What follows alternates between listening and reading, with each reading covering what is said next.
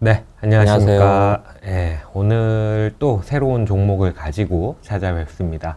오늘 발표 주실 분은 저희 LS증권의 기업 분석 팀장님이시고요. 금융 섹터 담당하고 계신데, 해외 은행주를 좀 가지고 오신 것 같아요. 요새 좀 올해 들어서 좀 핫한, 그런 나라의 은행주인데 한번 얘기 들어보고 중간중간 제가 질문 드리거나 하겠습니다. 네, 안녕하세요. 전배승입니다. 금융업종 분석을 하고 있고요. 오늘은 제가 저희 해외 주식 추천 관련해서는 중국 은행주를 좀 준비를 해봤습니다. 그래서 사실 관세 전쟁의 중심에 있어서 조금 이제 중국이 불안하기도 하고, 특히 이제 중국 지금 은행주에 투자하는 시기가 맞냐라는 좀 의문을 가지실 수가 있는데, 저는 오히려 지금 같은 시기가 이렇게 봤을 때 좀 중국 은행주에 관심을 가질 필요가 있지 않나 이렇게 생각을 해서 제 해외 추천주로는 중국 은행주를 좀 준비를 했습니다. 제가 중국 은행주를 준비한 이유는 이제 그림에서 보실 수가 있는데요. 그러니까 글로벌 은행주, 글로벌 금융주 중에서 거의 가장 저평가 받고 있는 은행주라고 판단을 했기 때문입니다. 그래서 그 표에서 보시듯이 이제 국내 은행주하고 중국 은행주가 사실 수익성 대비 가장 저평가를 받고 있거든요. 그래서 과연 뭐 이 저평가의 이유가 뭐냐, 여러 가지 이제 생각들이 있는데, 뭐 이제 공통적으로 이제 한국도 그렇고 중국도 그렇고 경제 성장률이 지금 좀 둔화되는 상황이다 보니까 해외 투자자들이 봤을 때 이 선진국 은행 대비 성장이 둔화되는, 빠르게 성장이 둔화되고 있는 나라들의 은행에 대한 투자 매력이 좀 낮다 이렇게 생각을 할 수가 있겠고, 그리고 뭐 이거는 뭐 정답이 있는 거 아닌 것 같습니다. 제가 그냥 개인적으로 판단을 하는 부분인데, 또 하나는 이 보시는 것처럼 이제 예상 수익성은 뭐 일본이나 아니면 미국 은행들이나 크게 다르지 않지만 지금 PBR이 0.5배, 뭐 중국 은행들 같은 경우에는 최근 조금 오르긴 했지만 여전히 0.6배고요. 국내 은행주들은 지금 0.5배가 안 되는 상황이라는 거는 결국 이 은행들의 순자산 가치, 북밸류를 이제 신뢰하지 못한다라는 거잖아요. 그래서 왜 이렇게 이 북밸류에 대한 신뢰성이 떨어질까?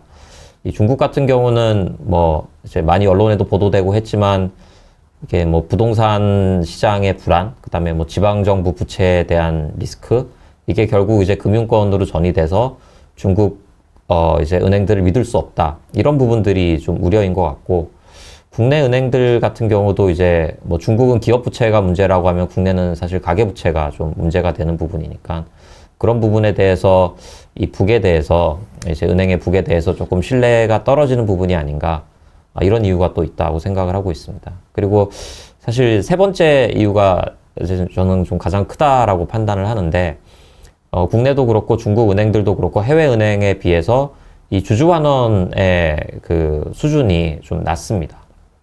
그래서 이 세 가지 이유, 특히 이제 세 번째 이유에 대해서 제가 조금 더 이제 말씀을 드리겠습니다.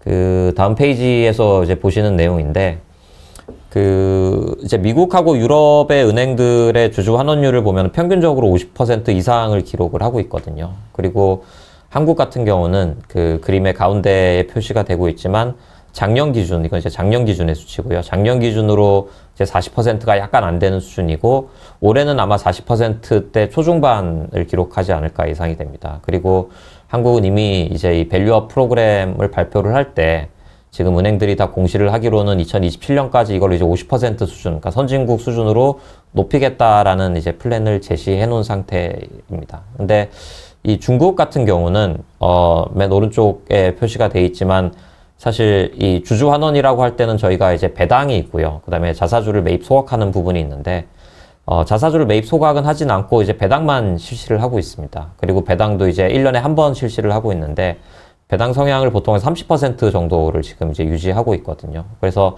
전체적인 주주 환원율을 봤을 때는 선진국, 그다음에 이제 한국 대비 중국이 이제 처져 있는 거다 이렇게 볼 수가 있고, 앞서 이제 그 이전 장표에서 말씀드린 한국과 중국의 은행주가 저평가 받고 있는 요인이 이렇게 좀 주주 환원율에서 차이가 난다라고 이제 판단을 할 수가 있습니다. 근데 지금의 이제 기조를 보면은 사실 이제 그 일본 같은 경우는 이제 밸류업 정책이 성공을 하면서 이 앞서 보셨던 페이지인데 보시듯이 이제 PBR이 지금 한 배 정도까지 상승을 했거든요. 그다음에 한국도 이제 밸류업을 꾸준하게 추진을 하면서 조금 주가가 상승하고 물론 최근엔 다시 이제 좀 조정을 받았지만 그런 이제 상황이고 이게 결국은 그 나라의 성장률이 조금 둔화되고 그다음에 은행이 더 이상의 자산 고성장을 이루기가 어려워지면은 이렇게 주주 환원을 늘려가는 게 어떻게 보면은 정상적인 수순이라고 이제 볼 수가 있습니다. 그래서 그 기조를 따라가는 거고, 그래서 제 개인적인 생각은 이 중국의 은행들도 언젠가는 이 한국 그다음에 이제 해외 선진국의 이 은행들 수준으로 주주 환원율이 계속 높아지지 않을까 이렇게 이제 예상을 하고 있습니다. 그리고 중국도 이제 작년부터 시작해서 밸류 프로그램을 지금 가동을 하고 있죠. 그래서 저는 뭐 세부적인 내용을 제가 알고 있지는 못하지만 이 신국 구조라고 하는 이 밸류 프로그램을 통해서 배당도 눌리고 그다음에 자사주도 이제 매입을 하고 이런 조치들을 실시하고 있는 걸로 알고 있습니다.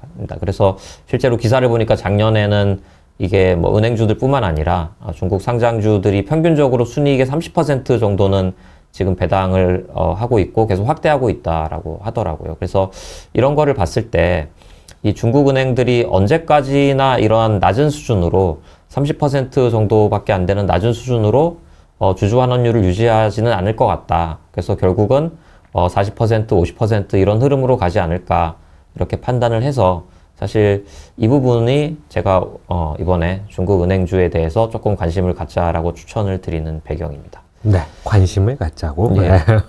그래서 근데 이게 조금 차이는 있어요. 뭐냐면 중국의 이 대표 은행들은 다 국유 은행들이거든요. 그러니까 그러면은 이게 자사주 매입 소각을 국내 은행들이나 아니면 이제 이 해외 선진국 은행들처럼 공격적으로 실시하기는 어렵습니다. 왜냐면 이제 그렇게 되면 이제 정부 지분이 계속 늘어나게 되는 상황이 발생을 하기 때문에 그래서 뭐 당장 자사주 매입 소각을 기대하기는 조금 어렵겠지만 이 배당 같은 경우는 지금 배당으로밖에 만약에 못 한다라고 하면은 중국 평균적으로 지금 배당 성향을 30% 정도 한다라고 할 때 그 평균 수준에 있기 때문에 사실 이 중국 내에서 어떻게 보면은 조금 이제 선도하고 있는 이 은행들 같은 경우는 평균 이상의 배당 성향을 앞으로도 계속 요구받지 않을까. 그러면은 이 배당 성향 자체가 조금 더 계속 높아지지 않을까 이렇게 저는 판단을 하고 있습니다. 그래서 다시 말씀드리지만 뭐 이 꼭 주주 환원뿐 아니라 다른 요인들도 있긴 하지만 주주 환원이 가장 이 글로벌 금융주 중에서 중국 은행권이 지금 언더밸류 받고 있는 배경이다라고 보면은 점진적으로 그런 이제 할인 요인들은 희석되면서 이제 글로벌 은행주들의 평균 정도 수준으로 밸류에이션이 국내 은행도 그렇고 중국 은행들도 그렇고 이렇게 가지 않을까 이렇게 예상을 하는 부분이고 이 밸류업 정책이라는 거를 결국 이제 일본이 이제 시작을 했고 그다음에 이제 한국이 따라가고 있고 지금 중국도 사실 동참을 하고 있기 때문에 그런 관점에서 좀 이 가장 저평가받고 있는 수익성 대비 가장 저평가받고 있는 중국 은행주를 조금 이제 관심 있게 지켜보자 이런 판단을 했습니다. 근데 우리나라 은행도 사실 규제가 강하잖아요. 그렇습니다. 금리나 뭐 대출이라든지 뭐 사업이라든지 이런 것들이 좀 규제에 따라서 좀 왔다 갔다 해야 되는 부분들이 있을 텐데 전 잘 모르지만 중국 같은 경우는 아무래도 그런 규제가 더 심하지 않을까 싶기는 한데 좀 어떤가요? 저도 뭐 아주 세부적인 규제 내용에 대해서는 네네. 일일이 파악은 하지 못하고 있는데 이 국유은행이기 때문에 사실 정부가 어떻게 보면은 은행들의 대출을 조금 컨트롤한다라고 볼 수도 있을 것 같아요. 그래서 특정 산업이나 아니면 특정 영역으로 대출이 좀 집중돼야 되거나 아니면 대출을 좀 줄여야 될 때 네. 그런 이제 정부의 입김이 분명히 좀 작용을 하지 않을까라는 예상을 당연히 해볼 수가 있고 우리도 사실 은행들이 예전에 그랬었잖아요. 그쵸, 그래서 예.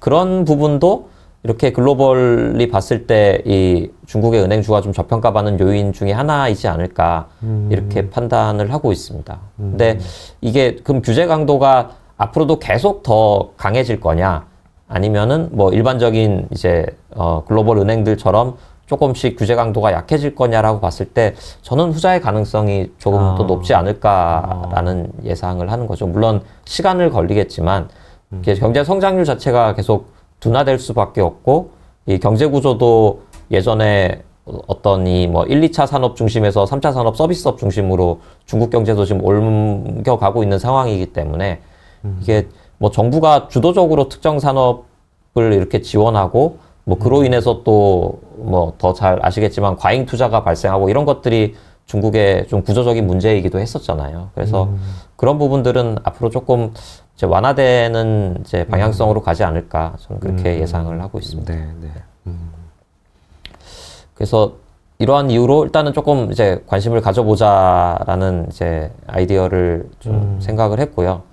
이 외부 환경을 그래도 이제 같이 봐야 되거든요. 사실 중국 은행주의 주가를 혹시 투자해 보셨던 이제 투자자분들이 계신다면 아시겠지만 중국 시장의 흐름과도 상당히 밀접하고 중국 경기의 흐름, 이건 뭐 모든 은행주들이 그렇습니다. 다 그 국가의 이제 경기 흐름과 이제 같이 연동되기 때문에 이런 외부 환경들을 좀 같이 지켜볼 필요가 있는데 지금 중국의 특징이라고 제가 중국의 전문가는 아니지만 이렇게 좀 볼 수 있는 부분은 이 그림에서 보실 수 있듯이 이 금리 인상의 사이클을 중국은 사실 겪지 않았었죠. 최근 1, 2년 동안. 네. 계속 이제 금리를 이제 하락하고 있었던 상황이고 또 경기도 뭐 계속 등락을 보였지만 작년 한 하반기 정도 이후로는 경기 지표상으로 봤었을 때는 조금 이렇게 반등을 이제 보이고 있었던 부분.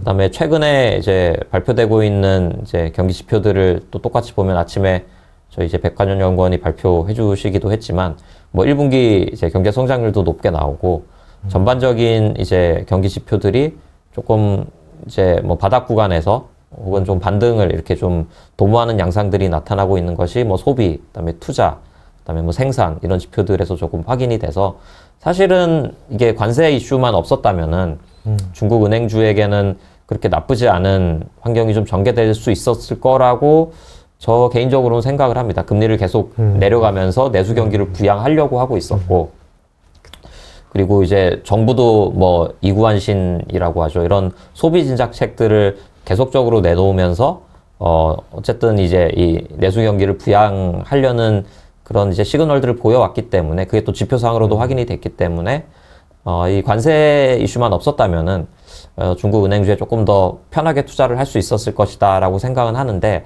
저는 반대로 뭐 이 관세 전쟁을 뭐 예단하기는 어렵지만 이게 뭐 당장은 뭐 혼란이 있겠죠. 혼란이 있고 이 지표들도 사실 어제 중국 지표들이 좋았음에도 주가는 별로 안 좋았던 것이 결국은 이제 2분기부터 나타날 이제 경기 둔화의 우려를 좀 반영하고 있다라고 보는데 뭐 이게 뭐 궁극적으로 그러니까 파국의 그런 양상으로 가는 것이 아니라면은 최근에 이런 뭐 중국 증시의 조정이나 이런 부분들도 장기적으로 봤었을 때 중국의 은행권들이 그렇다고 이 주주 환원을 계속 더 줄이거나 뭐 배당을 이제 축소하거나 이럴 가능성은 저는 더 낮다고 보거든요. 오히려 경기가 둔화되고 이제 경제 구조가 안정화될수록 은행은 어쩔 수 없이 주주 환원을 이제 해야 되는 것이고 중국도 이제 지금 한국이 그러고 있는 것처럼 그다음에 선진국이 그랬던 것처럼 이렇게 계속 주주 환원을 늘릴 것이기 때문에 그게 결국은 이제 지금 가장 할인받고 있는 이런 요인들을 좀 축소시키는 요인으로 작용하지 않을까. 그래서 최근에 그런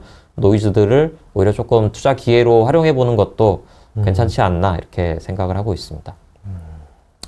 그리고 조금 추가적으로 말씀드리면 이제 중국 금융권의 가장 큰 우려가 사실 이제 부동산 시장의 부진이었거든요. 부동산 버블이 붕괴되고 특히 뭐 이제 지방 정부의 부채 이슈나 이런 것들이 이제 금융권의 위험으로 전이되면서 뭐 들어보셨겠지만 그림자 금융 뭐 이런 이제 우려들이 많이 발생했고 작년에 뭐 작년은 아니죠. 재작년에 헝다나 뭐 이런 사태들도 발생을 했는데 이게 사실 이제 금융주에 투자하기 가장 좀 이제 리스크 요인으로 작용을 했던 거죠. 근데 최근의 양상을 보면은 이 전체적인 중국의 부동산 경기가 뭐 완연한 회복이라고 보긴 어렵지만 추가적으로 악화되는 양상은 좀 일탈락된 시그널들이 좀 나타나고 있는 것 같습니다. 그래서 실제로 이 가운데 그림에서 보시듯이 이 대도시 중심으로는 이제 더 이상 이 부동산 가격이 하락하지 않고 있는 양상. 그러니까 뭐 북경이나 상해 같은 곳은 가격이 조금 최근 들어선 반등을 하고 있고 전체적으로 봤을 때도 이제 이 가격의 하락폭이 조금 완화되고 있기 때문에 이 부동산 관련된 익스포저를 중국 은행들이 상당 부분 갖고 있다라는 측면에서 이 가장 큰 리스크 요인은 조금씩 경감 국면으로 가고 있다. 저는 이렇게 이제 예상을 하고 있습니다. 그래서 결과적으로 이제 그게 이제 금융권의 이 그 자산의 그 부실 채권의 비율, 자산의 건전성에도 같이 나타나게 되는데요. 이 왼쪽 그림에서 보시는 게 전체적인 중국 은행권의 합산 부실 채권 현황입니다. 근데 이 부실 채권의 규모가 늘어나지만 최근 들어서는 조금 전체적으로는 이제 감소하고 있는 양상이 나타나고 이 부실 채권 비율 자체는 조금 안정적인 흐름을 계속 보여주고 있습니다. 그리고 이게 항상 그렇지만 리스크가 모든 금융권에서 다 똑같이 리스크를 받아들이는 건 아니잖아요. 조금 더 규모가 작고 그다음에 이제 중심보다는 외곽 지역에 있는 은행들일수록 이 리스크 수위가 높았었는데 이 외곽 지역의 은행들조차도 최근 들어서는 부실채권 비율이 조금 눈에 띄게 안정화되고 있는 모습을 봤었을 때 전반적인 중국 금융권에 있어서의 그 가장 컸던 투자 리스크는 조금 감소하고 있다. 저는 이렇게 이제 평가를 할 수 있을 것 같습니다. 그래서 결론적으로 이러한 시점에서 또 이러한 관점에서 봤을 때 중국 은행주를 조금 이제 살펴보자라는 이제 생각을 했던 거고, 근데 이게 어떤 그러면 은행에 투자를 해야 되냐라는 건데, 이제 과거의 주가 트렌드를 보면은 사실 이 국유은행으로 이제 한정을 한다고 했을 때 주가의 차별화는 거의 나타나지가 않는 것 같아요. 그리고 또 뭐 제가 각 개별 은행의 특성들을 다 세세하게 파악은 하지 못하고 있어서 이 종목을 추천드리기가 조금 조심스럽기는 한데, 저는 뭐 가장 대표 은행이고 그리고 이제 가장 큰 은행인 공산은행을 추천을 드리겠습니다. 사실 주가의 차별성은 낮고 전체적인 업종의 흐름을 봤었을 때는 경제 성장률이 떨어지고 또 앞서 보셨듯이 이제 금리 수준이 계속 떨어지면서 이 은행권의 이제 NIM 순이자 마진은 계속 하락을 하고 있거든요. 근데 이거는 뭐 특정 은행이 아니라 은행 공통적인 그런 부분인 거고, 그로 인해서 전체적인 이제 ROE도 조금 둔화 양상을 보이고 있습니다. 근데 뭐 여전히 10% 정도면은 이게 절대적으로 낮은 수준은 아니고요. 국내 이제 은행의 이제 상위 은행과 좀 유사한 수준입니다. 그래서 전반적으로는 이제 님이 축소되고 그다음에 이제 이자이익 같은 게 좀 둔화되면서 실적은 둔화 흐름이 나타나고 있지만, 주가는 그 흐름을 보셨을 때 그 2024년부터는 전반적으로 상승 흐름을 이제 강하게 보였습니다. 증시도 마찬가지였었고요. 이거의 가장 큰 동력이라고 할 수 있는 것들이 앞서 이제 언급드렸던 이제 밸류업 정책을 꼽을 수가 있겠고, 그리고 중국 은행들 자체적으로도 좀 리스크가 경감되고 있는 요인들이 이런 주가에도 좀 반영이 되고 있는 게 아닌가. 근데 최근의 흐름을 보면은 이 관세 전쟁이 좀 격화되면서 다시 주가가 조정 양상을 보이고 있거든요. 그래서 이 조정의 폭이나 시기가 깊이나 뭐 시기가 얼마나 이어질지를 이제 예상하기는 어렵지만, 장기적인 흐름으로 봤었을 때는 중국 은행들의 밸류에이션이 조금 이제 할인 요인들이 축소된다라고 봤었을 때, 저는 지금은 오히려 조금 이제 기회를 좀 타진해 볼 수 있는 타이밍이 아닌가 이렇게 판단을 하고 있습니다. 그래서 왜 공상은행을 보느냐? 뭐 제가 추천 아니고 이거 관심 종목입니다. 공상은행에 대한 관심을 제가 이제 조금 제시드리는 이유는 그 맨 왼쪽 그림인데요. 이 대손 비용률이거든요. 이게 부실이 발생하는에 따라서 발생하는 이제 일종의 충당금이라고 볼 수 있는데, 이 공상은행 같은 경우가 이 대손 비용률이 뭐 다 똑같이 하락은 하고 있지만 절대적인 대손 비용률이 가장 낮게 이렇게 형성이 되어 있습니다. 그리고 또 이제 밸류업을 하는 데 있어서 가장 중요한 게 이제 충분한 자본을 갖고 있느냐이잖아요. 그래서 이게 공상은행, 건설은행 봤었을 때 이제 두 은행이 가장 높은 자본 비율을 보이고 있고, 공상은행 같은 경우는 실질적으로 상당히 안정적인 자본 비율의 흐름을 보이고 있어서 이 안정성 그리고 주주환원 측면에서 공상은행에 좀 주목해 볼 필요가 있지 않을까 이렇게 판단을 해서 공상은행을 제 관심 종목으로 그렇게 제시드리겠습니다. 네, 알겠습니다. 잘 들었습니다. 마지막으로 질문 한 가지만 더 할게요. 이건 사실 저도 이제 뭐 일이니까 뭐 관세에 대해서 어떻게 될 거다 뭐 이런 전망을 하는데, 혹시 미국과 중국 간의 관세 관련해서 좀 협상이 어떻게 될 거다라고 좀 사견이라도 좀 있을까요? 근데 제가 뭐 예상하기는 좀 조심스러운 부분인데, 이게 사실은 뭐 경제 패권을 두고 지금 양국 간에 어떻게 보면 치킨 게임 양상으로 가고 있고, 미국도 유예는 했지만 이제 중국만 빼놓은 상태인 거고, 또 어제는 또 이제 뭐 엔비디아 관련된 네, 네, 맞습니다. 수도 있었고 중국은 또 히토류를 가지고 또 네, 그렇죠. 그래서 결국은 뭐 이게 단기간에 끝날지 안 끝날지를 제가 뭐 예상하기는 어렵지만 그 치킨 게임의 특성이 그렇지 않습니까? 일단은 최대한 강한 양측의 그쵸. 이제 카드를 네. 가지고 네. 대립 양상을 지속하다가 근데 이게 결국은 양측 다 피해라는 거를 맞습니다. 네. 뭐 그쵸. 모르지 않고 있고 그래서 트럼프도 보시면은 뭐 대화는 할 생각이 있다 뭐 이런 이제 얘기들을 좀 하시는 것 같고 이런 것들을 봤을 때 이제 뭐 시기는 알 수 없지만 궁극적으로는 이게 소강 내지는 조금 그런 이제 뭐 휴전 내지는 그런 형태로 갈 수밖에 없지 않을까 이렇게 판단을 합니다. 그래서 사실 이 중국의 은행주 같은 경우는 최근 같은 시기가 제 개인적으로는 조금 이 장기적으로 투자를 한다고 봤을 때 이 장기적이라는 게 사실 우리의 이 지금 이벤트의 그 특징과는 좀 안 맞을 수 있는데 저는 조금 기회 요인이다라고 이제 생각을 하고 있고 이 언제까지나 이 중국의 은행들이 계속 고성장을 할 수는 없거든요. 그러면 이제 성장률이 떨어지고 수익성이 안정화되고 하면은 결국은 주주환원의 상장사인 이상은 주주환원에 대한 이제 요구가 높아질 수밖에 없을 것이고 그렇게 되는 시점에서는 분명히 이제 최근에 좀 안정화되고 있는 중국의 이 내수 경기 흐름과 좀 맞물려서 조금 긍정적인 이제 소식들이 들릴 수 있지 않을까. 근데 이게 뭐 이제 뭐 3개월, 6개월이 될지 뭐 이거는 제가 이제 말씀드리긴 어렵지만 그 방향성 자체는 그렇게 좀 정해져 있는 것이 좀 명확하다. 저는 그렇게 이제 판단을 하고 있습니다. 네, 알겠습니다. 저도 사실 관세 너무 고민돼서 그래서 겸사겸사 한번 네. 여쭤봤습니다. 네. 오늘 중국 은행주, 그 중에서도 공상은행, 관심 종목으로 잘 얘기 들었고요. 저희 엔딩 멘트가 있어요. 아, 그래요? 네. 네. 좀, 공상은행 종목 이름을 얘기해 주시면 예. 제가 이제 관심 종목 추가하면서 마무리하는 그런 엔딩 멘트가 있습니다. 네, 알겠습니다. 네. 공상은행 관심 종목 추가.